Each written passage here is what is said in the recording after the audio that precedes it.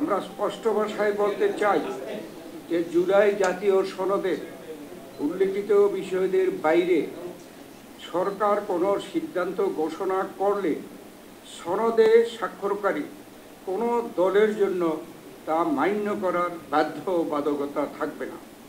রাজনৈতিক দলসমূহের সাথে জাতীয় ঐকমত্য কমিশনের দীর্ঘ প্রায় 1 বছর যাবৎ আলোচনার ভিত্তিতে কতিপয় নোট অফ ডিসেন্ট সহ ঐকমত্যের ভিত্তিতে রচিত জুলাই জাতীয় সনদ বিগত 17 অক্টোবর স্বাক্ষরিত হয় এবং দেশের সংবিধান ও আইন অনুযায়ী তা বাস্তবায়নে সকলে অঙ্গীকারবদ্ধ হই।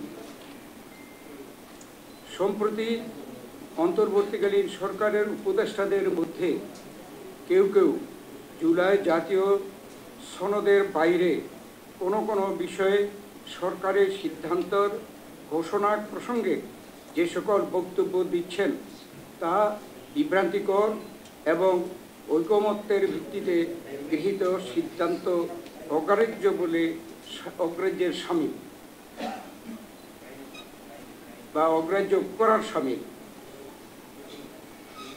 আবার আমি এটা পড়ছি যে সরকারের সিদ্ধান্ত ঘোষণার ক্ষেত্রে যেসব বক্তব্য দিচ্ছেন তা বিভ্রান্তিকর এবং ঐকমত্যের ভিত্তিতে গৃহীত সিদ্ধান্ত অগ্রাহ্য করার শামিল।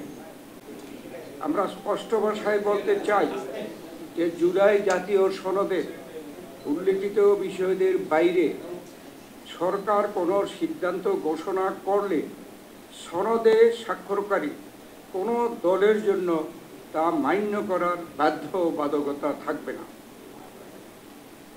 এটা আমরা আবার বলছি, আমরা স্পষ্ট ভাষায় বলতে চাই যে জুলাই জাতীয় সনদে উল্লেখিত বিষয়দের বাইরে সরকার কোনো সিদ্ধান্ত ঘোষণা করলে সনদে স্বাক্ষরকারী কোনো দলের জন্য তা মান্য করার বাধ্যবাধকতা থাকবে না। সেই ক্ষেত্রে সকল দায় দায়িত্ব সরকারের উপরই বর্তাবে। এ ব্যাপারে সতর্ক পদক্ষেপ গ্রহণের জন্য আমরা সরকারের প্রতি আহ্বান জানাচ্ছি।